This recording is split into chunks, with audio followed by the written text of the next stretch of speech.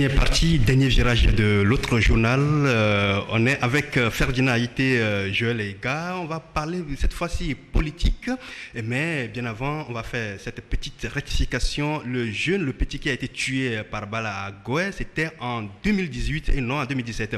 Alors, Joël, on va commencer avec cette partie politique avec vous après 2005, 2010, 2015. Aujourd'hui, on est en 2020. On a l'impression que l'histoire se répète pour l'opposition togolaise, mais cette fois-ci autour d'un autre leader qui était un ancien cacique du pouvoir. Oui, malheureusement, l'histoire se répète. L'histoire se répète juste parce que on était mal parti. On était mal parti. C'est-à-dire que nous étions de ceux qui avions dit, ici, je crois que j'étais passé sur ce plateau, disait que il faut qu'on nous dise ceux qui candidataient pour cette élection, il faut qu'ils nous disent sur quoi ils comptent pour arracher leur victoire. Puisque la victoire, même quand vous prenez aujourd'hui un Kidam, même un enfant du CPE, vous le mettez contre Faure Gnassingbé, il va le battre. Ça c'est clair. Mais quels moyens avez-vous, contrairement à ce que nous avons connu en 2005, 2010, en 2015, quels moyens avez-vous pour arracher la victoire? Bon, les gens nous ont garanti que non, ils ont une recette, etc. Mais est-il que jusqu'à aujourd'hui, la recette n'a pas encore donné de résultats? La recette n'a pas encore donné de résultats. On nous a dit même que si on a le courant, on n'a qu'à aller chercher, que celui qui est garçon n'a qu'à aller chercher Agbeomé dans sa maison, on est parti chercher Agbeomé, etc. Mais nous ne faisons pas cette analyse pour casser la dynamique, pour décourager, mais il faut qu'on arrête de blaguer. Il faut qu'on arrête de jouer. Nous ne sommes pas dans un Disneyland. Nous ne sommes pas dans un Disneyland où, d'abord, on bavard trop, on est brouillon, on n'est pas appliqué. Mais quand vous voyez le cas de ce phénomène, ce scénario qu'on nous sert aujourd'hui, un certain Zana. Oui. Zana quoi? Sadio, truc là. Mais moi je dis, Agbeomé a toujours eu la particularité de s'entourer des gens des plus véreux.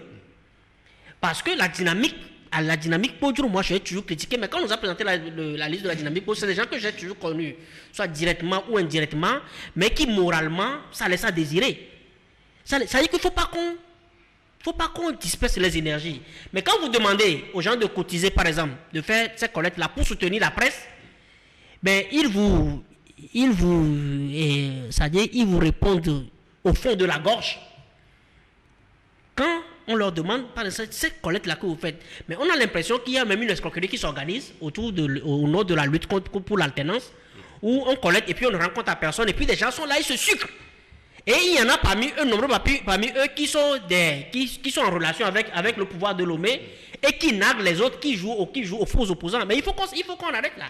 Il faut qu'on s'asseye pour faire du sérieux. Mais comment est-ce que, quand vous prenez par exemple ce monsieur, on organise aujourd'hui un débat diversif sur la question des PV.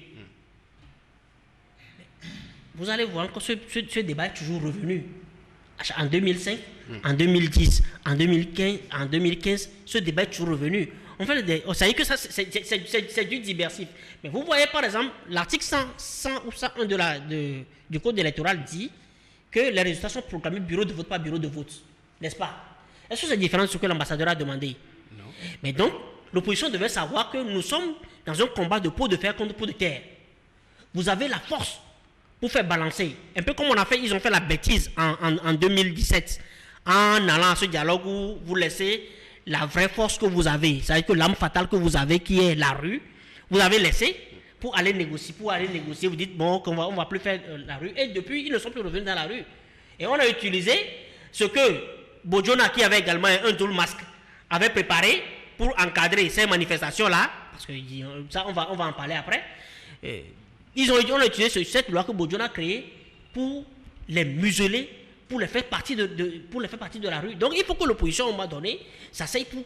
Soit vous êtes rigoureux, vous voulez vraiment le fauteuil, vous le faites, ou pas. Parce que quand quelqu'un tout à l'heure, un opposant disait, il est sur une plateforme, il est revenu sur ça pour dire qu'en 2020, il n'y avait pas vraiment eu d'élection. Je dis, mais attends, il comptait sur quoi quand il a cette élection?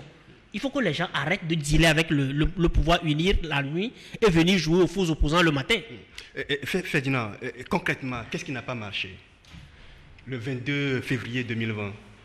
Non, mais je pense que les gens les plus avertis connaissaient déjà le scénario. Nous avons fait plusieurs émissions ici, nous avons interpellé les gens, nous avions bel et bien dit que cette élection était pipée d'avance. Rien n'était favorable à l'opposition. L'opposition n'avait... quand je dis rien n'était favorable, je parle de l'architecture organisationnelle de l'élection. Je ne parle pas de la population. Je parle des instruments d'organisation et de proclamation des résultats. Ferdinand, permettez-moi de t'arrêter un tout petit peu. Mais le problème, ce n'était pas l'architecture d'organisation, mais le problème pour l'opposition, c'est d'aller arracher la victoire après. Parce que l'opposition savait qu'on allait voler les élections. Comment Laisse-moi développer mon mot. Et donc, dès le départ, nous avions dit ici, la meilleure manière, c'était de boycotter cette élection. Il allait, c'est de légitimer fort. Parce qu'au bout du chemin, vous ne pourrez rien lui arracher. Parce qu'il a tout le système, il a verrouillé tout le dispositif. Tout le dispositif est verrouillé. Il a l'armée. Il a la CENI avec lui. Il a la Cour constitutionnelle avec lui. Il a bidouillé les listes électorales. Il a quadrillé le territoire par tous ceux qui participent à organiser les fraudes électorales. Les CB, les chefs villages, les chefs cantons, les cadres. Tout ce qu'on appelle les cadres dans les préfectures qui rentrent, qui bourrent les urnes, tout ça. Je ne sais pas si vous voyez. Et en plus, maintenant, ils ont des moyens pour faire taire les diplomates. C'est l'argent. Vous voyez. Et donc, dans ces conditions-là, comme je venais de le dire, c'est le pot de fer contre le pot de verre. Fallait-il aller à cette élection ou pas? Nous avions dit, il ne fallait pas y aller. Quand nous avons dit qu'il ne fallait pas y aller, les gens nous ont sauté dessus. En disant, oui, les journalistes n'ont qu'à rester dans leur couloir. Parce que les gens étaient dans leur business. Les journalistes n'ont qu'à rester dans leur couloir. Les politiques vont faire leur affaire de politique. Rappelez-vous, lorsque tous les candidats de l'opposition étaient reçus sur RFI, on leur a posé les conditions d'organisation des élections. Christian Babouvi leur a dit les conditions ne sont pas réunies. Ils ont dit oui. Et on leur a demandé, vous y allez quand même? Ils ont dit oui. Il y a même quelqu'un qui a dit, on y va parce qu'il faut respecter le calendrier républicain. C'était juste ça. Alors, les gens qui sont allés à cette élection en sachant que les dés étaient pipés d'avance, viennent aujourd'hui nous dire, oui, on a été, comme s'ils sont surpris, le voleur a volé, et donc, il faut faire les débats sur les PV, il faut faire ci, il faut faire ça. Vous avez vu le professeur Goguet ce matin, qu'est-ce qu'il a dit dans Liberté? Mais ce qui s'était passé, c'était pas une... Qu'est-ce qu'il a dit dans Liberté ce matin? Il dit, ce matin, 25 mai. 25 mai. Alors, nous sommes en train d'enregistrer ce débat. Voilà ce qu'il a dit comme interview ce matin dans Liberté. Ce qui s'est passé le 22 février 2020 ne peut être considéré comme une élection. Il y a eu trop d'irrégularités, trop de fraude, trop de violence, trop de bourrage d'urnes. Et il est impossible de déterminer un vainqueur ou un perdant à la suite de cette mascarade électorale. Scandale. Quand même. Quand même. Mais il est parti à cette élection. Sur la base de quoi, lui, il est allé à cette élection?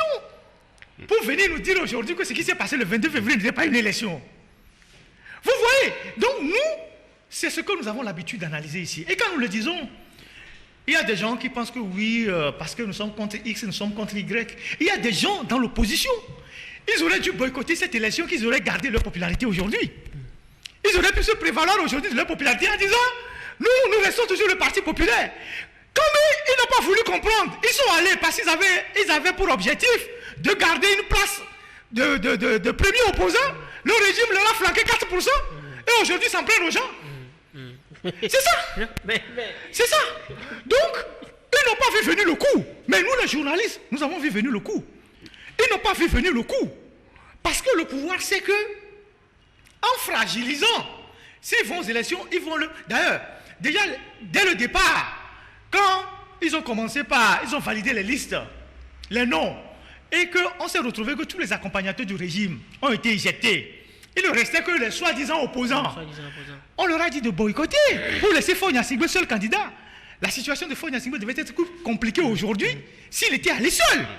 Mais ils ont dit non. Les gens ont dit, bon, comme vous voulez aller ensemble, entendez-vous, plutôt vous êtes tous du même bord. Ils ont dit non. Il y a des gens qu'on connaissait, opposants, ou ils disent qu'ils sont opposants. Ils n'ont pas été capables de payer un reportage de 50 000 francs dans une presse privée de la place. Mais ils ont trouvé 20 millions pour aller à cette élection. Ils ont trouvé les sous. Oui. Quand vous déposez 20 millions comme caution... Ils sont sortis avant-dernier ou dernier. Oui.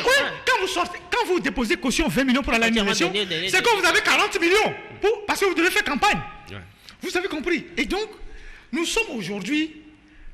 Les gens sont victimes de leur propre turpitude. Vous savez, nous nous retrouvons aujourd'hui dans la posture de Jean Ping, de Maurice Kamto, je ne sais pas, on peut multiplier les exemples. De Fayoulou. Et même des gens ici. En 2005, je viens de le rappeler, en 2010, en 2015, on a été victime des mêmes scénarios. Comment se fait-il qu'aujourd'hui, ce que moi je dis, je continue de dire, que Joël aussi a dit, de laisser le débat de PV, si vous êtes convaincus que la victoire est de votre côté, la seule chose qu'il vous reste à faire, c'est d'organiser la population, créer un rapport de force, aller prendre le fauteuil présidentiel.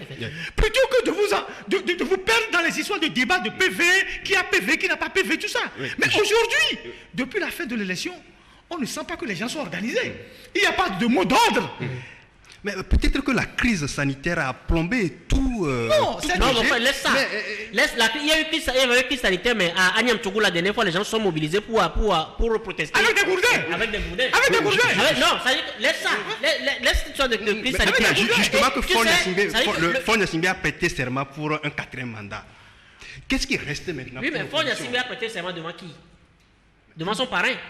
Et vous avez vu le discours que... Alors, qu'est-ce qui reste pour l'opposition? Ce qui restait pour l'opposition, c'est le rapport de force. C'est le rapport de force. Tu dis, tu as l'armée, moi j'ai le peuple. Oui. Un peu comme au Burkina.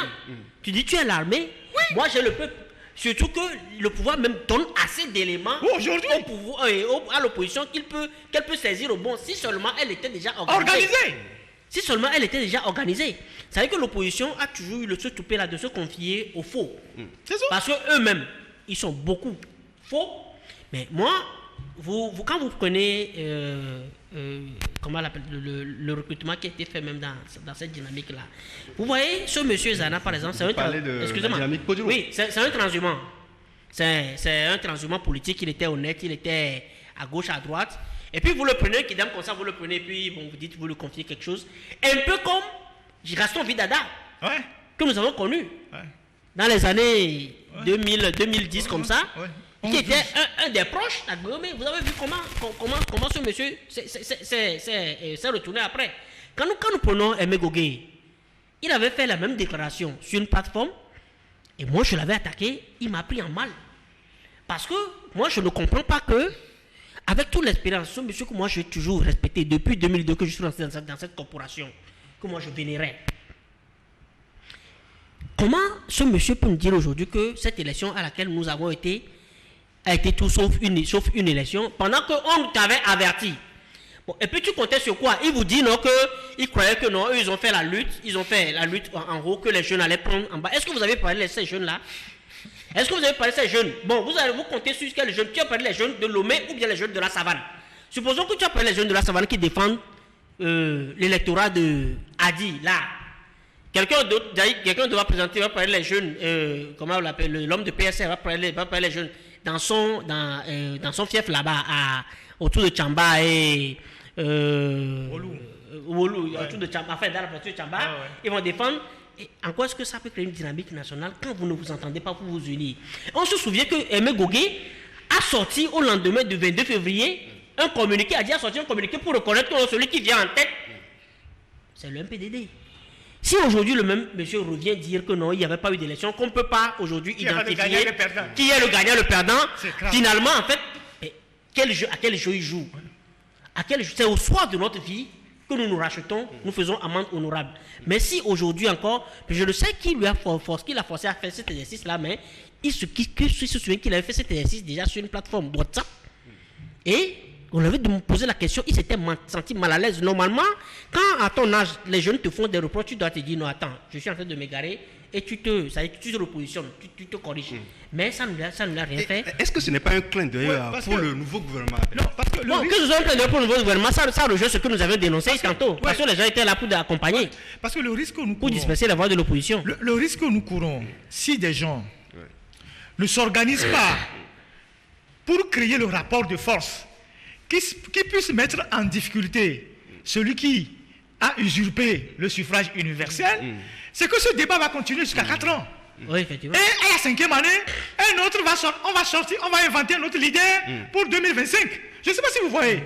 En 2005, on a vécu les mêmes choses. En 2010, les gens ont marché pendant des mois ou même des années pour demander une victoire. Finalement, ils n'ont pas eu. En 2015, il y avait des gens qui étaient, je l'ai dit, les gens m'ont pris en gorge, peut-être on en parlera tout à l'heure. En 2015, il y avait le quartier général derrière Ablogame là-bas.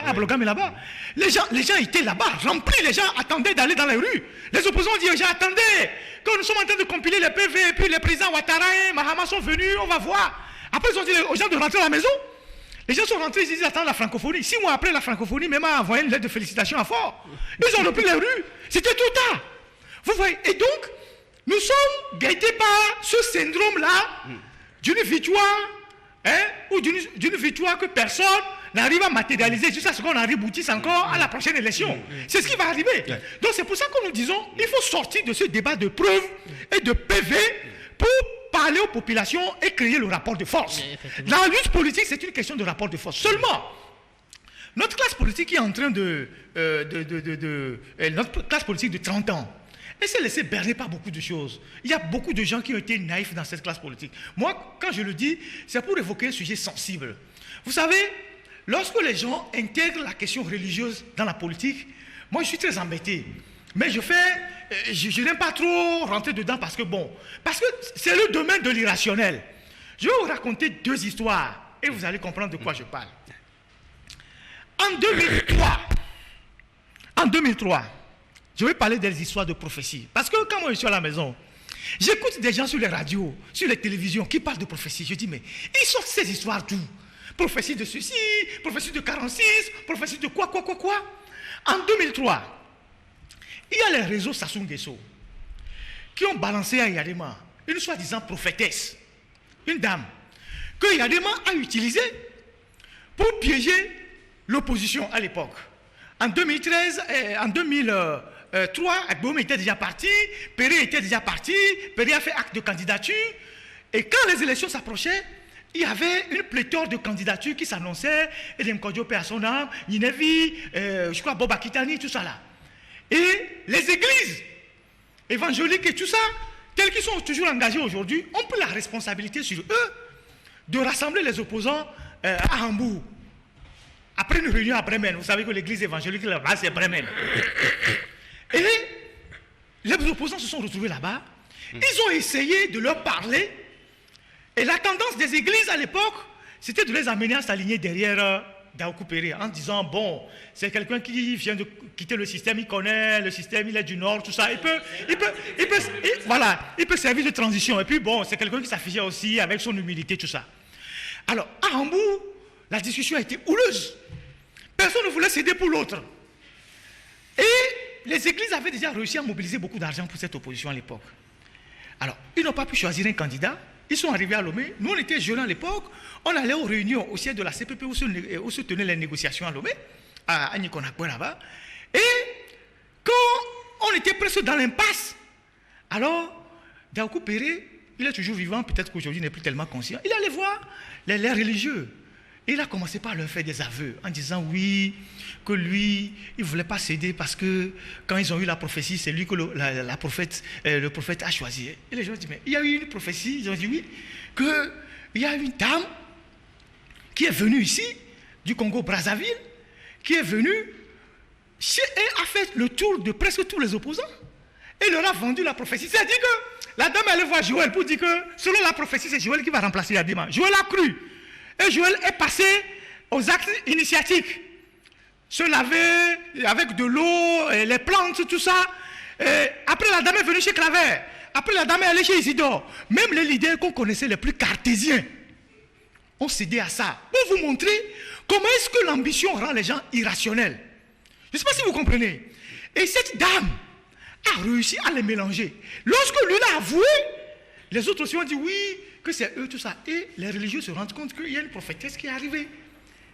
Entre-temps, elle est partie. Enquête faite après, on se rend compte que c'est Yadema qui a mis ces dames dans leurs pattes. Et tous sont à leurs élections, et Yadema a volé, et Yadema est resté dans son fauteuil en riant. Vous voyez? Alors, cette histoire a rebondi il y a quelques années, où il y a quelqu'un qui se dit prophète, je ne vais pas nommer son nom, qui intervient souvent sur les radios, qui dit oui, il y a une prophétie de 46, qui désigne les gens, machin, qui était déjà allé, c'est un pasteur, aller escroquer quelqu'un à la prison, hein, un célèbre prisonnier qui est à la prison pour lui dire que c'est lui que la prophétie a désigné pour remplacer son frère, machin, tout ça. Et il a pris tellement d'argent, lorsque les gens se sont rendus compte que c'était de l'escroquerie, il est parti de là. Après, il est venu sur les radios, il a vendu la prophétie. Nos amis du bac, nous soutenons tout ça, on fait le relais de cette prophétie-là. Après, c'est tombé sur les Agboumé. Et ce monsieur, je l'ai vu dans la dynamique. Vous voyez comment est-ce que les gens se font...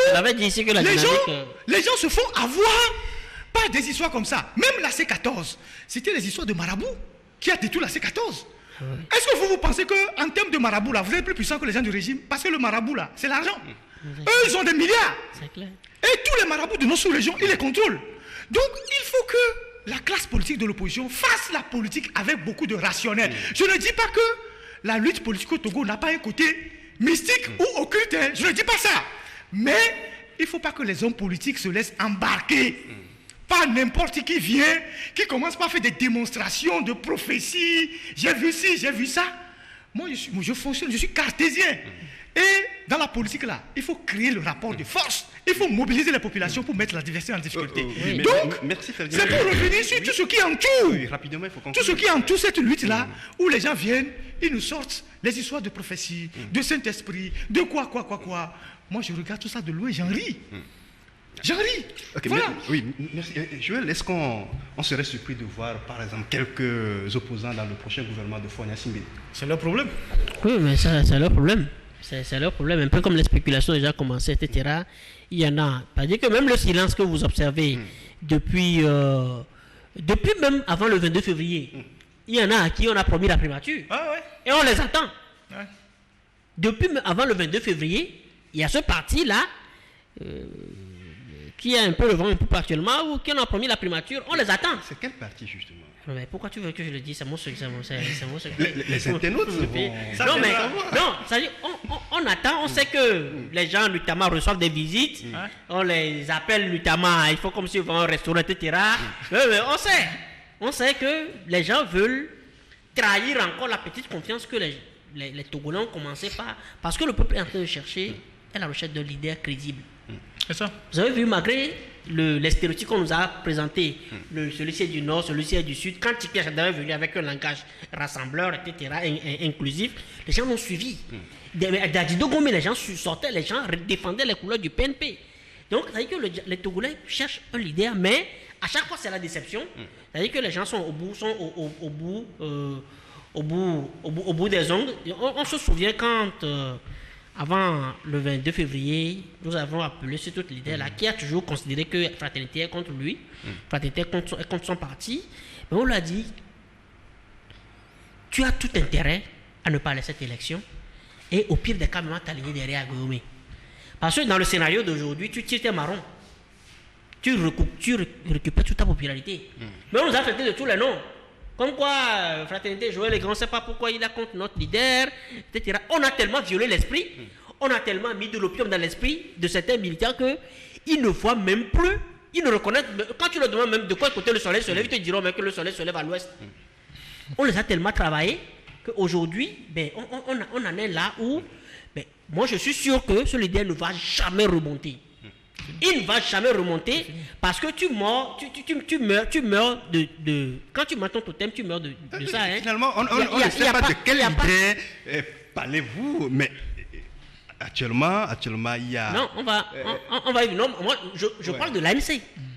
Moi, je parle de l'ANC. C'est-à-dire que tout ce commerce-là, ces polémiques qu'on voit aujourd'hui, auxquelles on assiste aujourd'hui sur les réseaux sociaux, tantôt on prépare quelqu'un pour dire, la personne sort, on dit non, t'as pas dit de dire ça, pourquoi tu sors ça maintenant, etc. Non, mais ça veut dire que tout cela, c'est l'expression même de l'indiscipline, c'est l'expression du manque de sincérité dans la lutte. On reste avec vous, hein, parce qu'aujourd'hui, il apparaît une certaine relation tumultueuse entre les partis politiques et la presse. Qu'est-ce qui se passe? Concrètement. Oui, mais justement parce qu'on n'a jamais eu de leader sérieux. On vient de te faire la démonstration. les dernières déclarations de certains, ceux qu'on avait alertés très tôt avant le 22 février n'allaient pas. Ils y sont allés. On a l'impression que le peuple est toujours... Le peuple est utilisé comme bête de somme. Ouais. C'est-à-dire qu'on va là, on va au grand marché, on trahit l'esprit de nos dames qui, après le soir à 16h, elles collectent, etc., etc. Et les gens se font du business. Mais on a l'impression que ceux-là qui étaient hier, ceux qui se réclament aujourd'hui, même les revanchards, ceux qui se réclament même du renouveau, chacun vient faire du business avec le maître chanteur qui est à Lomé 2. Et ces messieurs, ne soyez pas étonnés qu'ils n'acceptent pas les journalistes, ceux-là qui veulent demeurer juste journalistes, ceux-là qui ne défendent que en fait, la vérité, le bon sens. Est-ce que tu me comprends? Quand vous n'êtes pas... Parce que c'est des gens qui ont rompu avec les valeurs. Ils ont choisi de se moquer du peuple, d'escroquer à la fois. Ils escroquent le peuple le matin, le soir, ils sont payés par leur maître chanteur. Mais on se demande aujourd'hui si dans l'opposition on a quelqu'un de crédible. Mais à ce jour, ils sont à chercher comme l'épine dans le foin. Une épine dans le foin. Oui, et Ferdinand, apparemment, les leaders de l'opposition, les leaders des partis politiques, leurs militants ne supportent plus les critiques des journalistes. Oui, c'est normal. Vous savez, c'est des gens qui ont été pendant longtemps élevés sous le parti unique. Tout en étant opposants, ils ont transposé les méthodes du parti unique dans leur parti politique. Et c'est pour ça qu'ils ne sont pas prêts de subir les contradictions. Moi, je me suis toujours méfié, je me suis toujours posé des questions si demain, les gens même qui incarnent la lutte, si demain, ils pourront faire ce que le peuple veut. On a vu ce que les Alpha Condé sont devenus aujourd'hui. Les gens pour qui les gens sont morts, les gens étaient prêts à mourir. On a vu aujourd'hui ce qu'il est en train de faire là-bas. Et ce monsieur, c'était l'opposant historique depuis le temps de Ahmed Sékou Touré, en passant par tous les autres chefs d'État. Et donc nous n'avons aucune garantie que ces gens-là sont de vrais démocrates et que même demain, si le pouvoir leur revient, ils vont gérer ce pays sur la base des valeurs, comme Joël a l'habitude de le dire. C'est vrai que ces derniers temps, il y a quand même des attaques contre les journalistes. Ils l'ont toujours fait. Moi, je suis intervenu récemment, invité sur une plateforme WhatsApp, où j'ai essayé d'expliquer un peu les choses, les questions. Les gens ont voulu me piéger en voulant m'utiliser contre la dynamique. Moi, je ne suis pas rentré dans ce jeu parce que moi, je l'ai dit clairement que dès le départ, à l'alternative, nous avons dit que cette élection, il fallait la boycotter. Nous n'avons supporté aucun candidat. Et on n'a supporté personne. Ça, c'est clair, nous n'avons supporté personne. Pour autant, nous avons dénoncé les irrégularités. Ça, c'est normal. C'est un acte citoyen, on a dénoncé les irrégularités. Maintenant, lorsque j'ai posé le débat, j'ai rappelé 2015, le fait que les gens n'ont pas pu aussi apporter les PV, 2010 où on a marché, tout ça. Il y a des gens qui se sont libérés pour m'attaquer violemment en disant oui, que je parle de l'ANC, je fais ceci, tout ça. Comme s'il y a des partis au Togo où on ne doit même pas leur adresser la critique. Et je me pose la question, mais ça sert à quoi d'ouvrir des fronts contre les journalistes? Parce que j'ai entendu beaucoup de choses. Tantôt on dit oui, tu as été acheté par Tipeee. Tantôt on dit oui, tu as été acheté par Boko. Tantôt on dit oui, tu as été acheté par celui-ci, machin. Je vais vous faire quelques révélations. En 2010, lorsque la guéguerre a commencé dans l'UFC, avant la scission, la guéguerre a commencé, nous étions parmi, vous pouvez vous rappeler, parmi les journalistes qui ont pris fait et cause pour Jean-Pierre Fabre. Nous avions des amis à l'UFC, parce que moi j'ai eu un parcours à l'UFC, on avait des amis. Quitte à ce qu'on s'est mis ses amis à dos. Parce qu'on s'est dit, c'est lui qui incarnait vraiment la lutte et que j'ai dit que ça fait une bêtise. On l'a soutenu. Pendant tout le temps où il a été, on lui a créé des problèmes. Depuis 2010, si vous reprenez la une de l'alternative depuis 2010 jusqu'en 2017, il n'y avait que Fabre qui était à la une. Il n'y avait que Fabre. Parce qu'en plus, il n'y avait pas d'autres leaders qui faisaient un travail de fond, c'est lui. Et c'était normal qu'on l'accompagnait. Et on ne l'a jamais demandé quelque chose en retour. En 2010, lorsqu'on a fait les élections, et qu'il y avait les marches à la plage, et qu'à un moment donné, la mobilisation était en train de s'affaiblir, nous avons pris sur nous certains journalistes, parce qu'il y avait une communication désastreuse à la plage. Nous avons pris sur nous certains journalistes volontairement. C'est notre contribution à la lutte. Il y avait moi, il y avait Fabi, Kwasi, qu'ils ont insulté, fatigué. Il y a Josa Ziadouvo, il y a encore 2 autres personnes. On a pris la responsabilité sur nous. Chaque vendredi, avant la marche de samedi, on allait chez Fabre pour déterminer avec lui comment il allait parler à la plage, les sujets, pour pouvoir remobiliser les gens. On a fait ça pendant 3 mois. On n'était pas acheté par lui. On ne lui a jamais demandé quelque chose en retour. Il y a des dossiers qu'on fait ici. On fait des enquêtes ici. Les gens viennent nous demander de leur donner ces enquêtes. Ils vont travailler avec ça sur le plan politique. Mais ils ne savent pas où est-ce qu'on trouve les sous pour faire les enquêtes. Alors, quand en 2017, Tikpi est arrivé, et on a vu que lui aussi, il a commencé par faire quelque chose de bon, nous l'avons naturellement accompagné. Alors, pourquoi vous avez soutenu Tikpi? Nous ne sommes un journal de personne. Personne ne nous a créé un journal. Personne ne sait dans l'opposition comment les journalistes se débrouillent au Togo ici. Les gens sont allés à l'Assemblée, ils ont fait 5 ans, ils n'ont jamais acheté une clé USB pour venir donner un journaliste. Oui, c'est ça, c'est des conneries comme ça. Quand vous allez tous prendre la c'est des conneries comme ça. Les gens ils te flanquent ça publiquement à la radio. C'est des conneries comme ça qu'ils racontent. L'argent sur le pouvoir. C'est des conneries comme ça qu'ils racontent. Alors, quand nous faisons... Vous imaginez, vous imaginez, en 2012, quand on faisait le CST, les gens oublient que c'est nous les journalistes qui avons créé le CST. Les gens l'oublient, je vais rétablir la vérité aujourd'hui. Les leaders ne s'entendaient pas. Les gens du FRAC étaient à la plage. Les autres étaient dispersés. Nous sommes allés chez eux individuellement à la maison pour les supplier. Avec les autres organisations de droits de l'homme, les Adjarik Bandé, tout ça. Quand nous avons pris l'initiative de monter le CST, c'était leaders qui ont voulu nous décourager. Nous sommes allés chez eux pour leur dire de taire leur divergence. On leur a parlé, on s'est même agenouillé. Nous avons monté le CST.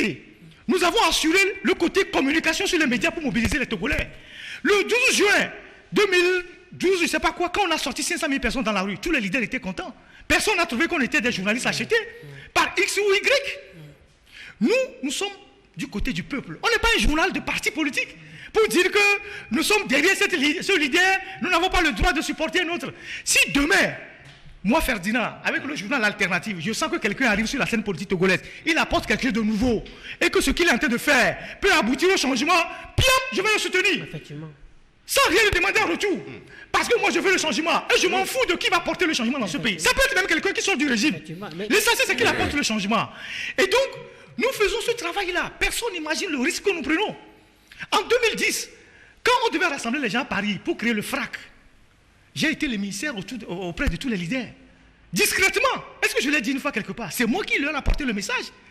Mais il y a un leader, avant d'aller à Paris, alors que le message devait rester discret, il a balancé le message dans la presse avant de prendre l'avion pour saboter l'initiative. Je ne vais pas citer son nom. Oh, effectivement.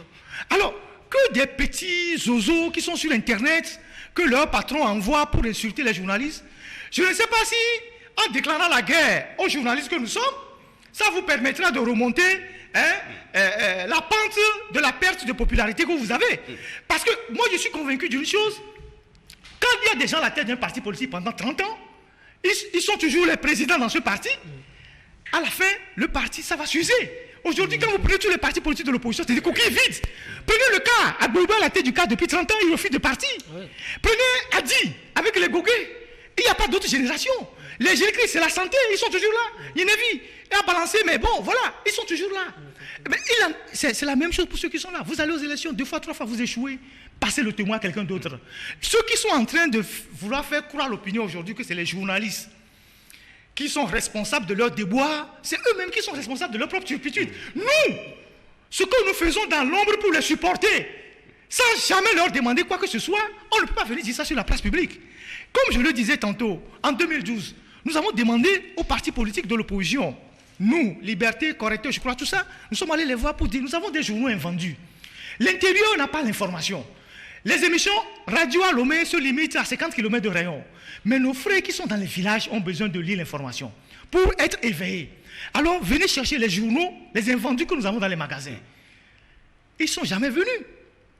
Nous sommes allés les supplier. Quand vous faites vos grandes réunions à Lomé, il suffit que les gens passent à notre siège. Nous allons faire des tas pour leur donner. Ils vont aller faire sensibiliser les gens dans les fédérations. Ils ne sont jamais venus. Nous-mêmes, nous avons pris la responsabilité sur nous de faire des tas. Vous êtes témoins d'envoyer ces journaux à l'intérieur du pays pendant des années. Nous allons payer les chauffeurs à Balpedo, nous allons payer des chauffeurs à la station de Palimé pour envoyer les journaux à l'intérieur du pays pour que les gens de l'intérieur puissent lire. Après nous, le mouvement Nouboué a relayé ça abondamment. qu'est-ce que les gens veulent qu'on fasse encore? Mais nous faisons tout ce travail sans aucun soutien. Ouais. Quand on a suspendu les journaux, quel leader a appelé un journaliste pour lui dire, mais les imbéciles là, on a suspendu vos journaux, courage? Personne. Ils savent comment est-ce qu'on boucle nos journaux. Non, mais ils ont été même Ils savent contents. comment ils ont Non, bouclé je le peux journal. te confier qu'ils étaient même S'ils veulent. contents qu'on est fermé parce qu'on les dérangeait. S'ils ne veulent pas de Parce critique, qu'ils sont de même acabit que beaucoup dans la corporation. S'ils ne veulent Ils pas- sont de faux journalistes. s'ils ne veulent pas qu'on les critique, qu'ils aient créé leurs journaux, la loi le permet. En Côte d'Ivoire, chaque parti a son journal. Hein. Et chaque parti passe le temps à dire que son leader est le plus beau. Nous là, nous ne sommes pas là pour ça. Nous sommes des gens lucides. Nous faisons des analyses et nous jugeons à un moment donné que celui-ci, on peut le supporter. Si on voit que la personne commence pas à faire des bêtises, on le lâche. Parce que nous, on est du côté du peuple. On sait que le peuple ne nous lâchera pas, mais les leaders vont nous lâcher. Et donc, tous ces individus qu'on envoie sur les réseaux pour insulter les gens, pour dire que oui, celui-ci a fait telle analyse parce qu'il est à Gbomé l'a acheté, celui-ci a fait telle analyse parce que tel l'a acheté. Quand on supportait Jean-Pierre Favre, qui nous avait acheté? Il nous avait acheté à combien? Combien ils ont acheté? Mais vous savez très bien que moi, je ne sais pas quel est l'état d'animosité qui anime aujourd'hui la dynamique et l'ANC. Il y a quelques mois, ces deux partis se sont entendus pour partager les mairies. Personne ne disait que l'autre était diable. Agboumé avait besoin des voix de l'ANC dans le Tokli pour prendre une mairie Yotor 3 ou c'est pas quelque chose comme ça. Et de l'autre côté, on avait besoin des voix de MPDD pour prendre la mairie là-bas. Ils se sont entendus. Et on était tous contents parce que c'est ça la politique. La politique, c'est la capacité de s'entendre au-delà des divergences pour arracher quelque chose à l'adversaire commun. D'où vient le fait que quelques mois après, parce que chacun voulait être candidat, c'est devenu celui-ci est diable, celui-ci est saint. Non, mais, et vous voulez que nous on rentre dans ce débat pour dire qu'on est du côté de celui-ci, on est du côté de celui-ci. C'est pas notre débat ça. C'est la condescendance. C'est la condescendance. L'autre problème dans la classe politique togolaise, c'est la condescendance. Certains trouvent que non, que eux, il n'y a que eux qui peuvent faire quelque chose. Un peu comme quand tu parles du cas d'Agboibo, ils trouvent que sans lui, le cas ne peut pas présenter de candidat. La preuve, sinon le cas aussi allait s'aligner dans le rang des accompagnateurs pour 2020 passé. C'est la condescendance. C'est des gens extrêmement cyniques et petits d'esprit. Parce que la petitesse d'esprit, c'est quoi? Quand tu sais que bon, le bien est la chose la mieux partagée, mais toi seul tu empêches le bien. Toi seul tu empêches le bien. Et celui qui veut clamer le bien au-delà de sa personne, tu le trouves comme quelqu'un qui n'est pas normal. Un peu comme nous autres. Parce qu'ils ne nous voient pas s'aligner derrière eux, on ne court pas derrière eux pour leur servir de comment vous l'appelez, de community manager qui leur rapporte des choses des réseaux sociaux, qui leur rapporte ce que celui-ci a dit, etc. Pour distiller de fausses informations. On ne fait pas le va-et-vient entre eux et la Maison Bleue, etc. Donc, ils trouvent que non. Et attends, vous là, vous êtes dérangeant. Et donc, on nous a suspendu pour 2 mois. Ils ne se sont pas foutus de dire, ok, bon, attends, vous menez la même lutte que nous, ne serait-ce que nos soutiens. Ils ne sont pas foutus. Et c'est ceux-là auxquels tu ne s'attends pas, qui t'appellent pour te dire non, mais mon frère, on te soutient. Donc moi je dis, il faut que le peuple même se méfie de ces politiques-là. Surtout ceux-là qui font plus de condescendance. Parce que comment est-ce que vous avez entendu quelques mois plus tôt partager une mairie, pour vous entendre, pour le partage des mairies, et après passons à la présidentielle parce que c'est votre plus grand business de l'année. Et donc on se chamaille au vu au su de tout le monde. Et nous avions toujours dit, au moins dans 2 parutions de suite, avant le 22 février, que le parti Orange, vu son assise, vu même la configuration aujourd'hui, ils auraient grandi en refusant d'aller à cette élection. Qui est la participer, c'est légitimé, ils l'ont légitimé aujourd'hui. Ils gagneraient à ne pas aller à cette élection, ou au pire, s'aligner derrière Agboumé parce que on s'attendait à ce que Agboumé nous prouve vraiment qu'il peut arracher la victoire. Parce que même si Agboumé arrachait la victoire, on dira que c'est l'ANC qui a fait de toi un roi. Et tu es redevable. Hein? Et si Agboumé aujourd'hui, jusqu'aujourd'hui, il n'arrive pas à arracher la victoire, l'ANC allait tirer même les marrons pour dire, mais on t'a confié notre électorat, on s'est aligné derrière toi. Mais qu'est-ce que tu en as fait? Donc les gens diront, non, c'est toi le vrai leader, on revient vers toi. Donc, ça veut dire qu'il faut, pour être l'intelligence aussi, c'est l'humilité d'abord. L'intelligence, c'est l'humilité d'abord. Donc, quand tu es constamment condescendant, parce que tu as eu ça dans les gènes, mais tu ne peux jamais aller loin. À un moment donné, tu fatigues ton partenaire qui te flanque un 4%. Merci, merci monsieur. Tu sais, 90-2020, ça fait 30 ans que nous avons les mêmes leaders. Je pense qu'au sortir de ce cycle-là, il est important aujourd'hui que plusieurs partis de l'opposition qui animent la vie politique aillent au Congrès pour faire, au niveau de leur parti politique, faire une évaluation de leur lutte, les erreurs, les faux pas. S'il faut virer ceux qui sont à la tête des partis, virer ces gens-là, parce que je ne trouve pas utile que des gens qui ont été à des élections 3 fois, 4 fois soient encore à la tête des partis politiques. C'est des mauvais généraux. Vous êtes allé à la guerre, vous avez été battu. Qui finance le parti. Écoute, il y a des gens dans ce parti qui peuvent prendre la relève avec de nouvelles idées et donner plus de crédibilité à ces partis-là. Donc, au lieu de chercher la petite bête, d'accuser et dire que c'est les journalistes, c'est elles qui sont à l'origine de nos malheurs, ils peuvent faire cet exercice-là d'autocritique et rebondir. Moi, c'est le conseil que je leur donne. Mais, je voudrais leur dire que la presse a beaucoup perdu dans cette lutte. Et beaucoup feignent de ne pas le savoir. Toutes les radios qui ont ouvert leurs antennes pendant des années aux opposants, où on faisait les débats, les gens venaient dire des choses. Quand on a commencé par fermer ces radios les unes après les autres, X Solaire, qui en parle encore aujourd'hui? Légende, qui en parle encore aujourd'hui? Les journaux qu'on a fermés, qui en parle encore aujourd'hui? Ce qui fait qu'aujourd'hui, les animateurs, même radio, ont peur. Parce qu'ils vont ouvrir les antennes aux opposants et puis demain après, les promoteurs de radio vont dire on va fermer les radios, on n'aura plus rien. C'est pour ça qu'aujourd'hui, les radios échappent totalement à l'opposition. Donc, il ne faut pas être là à inventer des histoires, à envoyer des gens attaquer les journalistes. Nous, on fera toujours des analyses. On ne fera pas des analyses pour vous plaire. On fera des analyses objectives pour faire avancer le débat.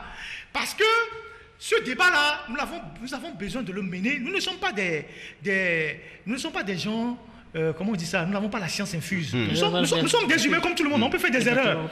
Nous faisons des erreurs. Et quand les gens relèvent les erreurs, on les reconnaît. Mais nous avons la possibilité, parce que nous sommes des journalistes, d'avoir des informations de première main que même les leaders n'ont pas. Alors, quand parfois on veut partager ces informations avec eux, ils sont là, à dire oui, ceci, à envoyer leurs militaires. Nous, on sait beaucoup de choses sur les leaders politiques. Mais nous, on ne se mêle jamais dans le sale débat. Vous savez, ce que nous on sait. On ne va pas abuser de la confiance, de la bonté de notre réalisateur. Non, ce que nous on sait sur les leaders, ils doivent même nous remercier pour notre sagesse. Je le passe sous contrôle des gens. Il y a des choses que nous n'avons pas besoin de révéler à l'opinion. Si on le révèle, mais les gens ne vont même pas passer dans la rue.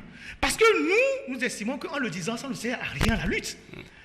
Et donc, moi, je pense qu'il faut arrêter de faire de la diversion. Dès qu'un journaliste fait une analyse qui ne vous convient pas, vous envoyez des gens pour dire oui, c'est peut-être le médium. Non, c'est le débat, là, le sol. C'est ce que vous avez fait, ils ont fait. C'est ce qui a été fait depuis longtemps, le temps de l'UFC, en disant oui, dès que quelqu'un ne s'aligne pas derrière J.Christ Olympio, c'est un vendu. Et c'est là où ça nous a conduit. Ce débat-là, on a dépassé ça. Nous sommes là, nous serons toujours là, tant que Dieu nous donnera la force, pour servir l'opinion, pour éclairer les gens. Nous ne sommes derrière personne. On ne chasse aucun poste. Nous voulons que le Togo soit bien. Merci Ferdinand. On vous a compris. Juste un mot. Non, mais c'est que il faut que le peuple aujourd'hui se réveille pour, comme le dit la Bible, séparer, reconnaître le vrai de l'ivraie. Parce que quand aujourd'hui, J.Christ Olympio, il y avait déjà dans les années 80, au début des années 90, excusez-moi, Feu Edem Kodjo qui avait appelé au grand pardon. On l'a traité de tout le mot d'oiseau. Mais J.Christ Olympio en 98, quand il revenait à la frontière, il était à Terrain Vito. Il dit non, que à Digo pour doit être le loulou. Mais on est venu me voir à Accra. Mais il n'est plus là, c'est lui seul qui peut être candidat. Je dis, mais moi très jeune, je me suis dit, mais ce type c'est un fou. Il ne faut pas le suivre. Parce qu'il n'a pas les moyens d'arracher sa victoire. Tous les éléments montraient un peu comme textuellement et rien n'a changé jusqu'en 2020.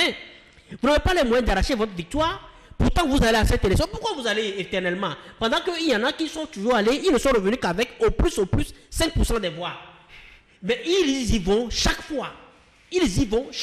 Mais à un moment donné, il faut que le peuple se lève pour les empêcher. Et puis, qu'on le dise, quand on demande l'alternance. Mais rappelons-nous qu'à chaque fois que le pouvoir a changé, donc dans son fauteuil, c'est l'armée qui a été déterminant. C'est l'armée qui a fait qui a pris le fauteuil pour remettre à celui-ci. C'est l'armée qui avait pris de Sylvanus pour remettre à son beau, qui a accepté de venir s'asseoir dans son sang. Et c'est l'armée qui l'a également pris de là pour remettre à Clébert Dadjo. Et c'est l'armée qui l'a pris pour remettre Ah, il y a des morts. Même quand il y a des morts, il est mort, c'est l'armée qui l'a pris pour le mettre à son fils. Et donc, il faut suivre l'histoire. Il faut suivre l'histoire pour comprendre que, pour que l'histoire change, il faut que celui-là qui change chaque fois soit là. Donc, il faut que c'est l'armée qui doit prendre le. C'est l'élément déterminant. C'est l'élément déterminant, ce n'est que logique.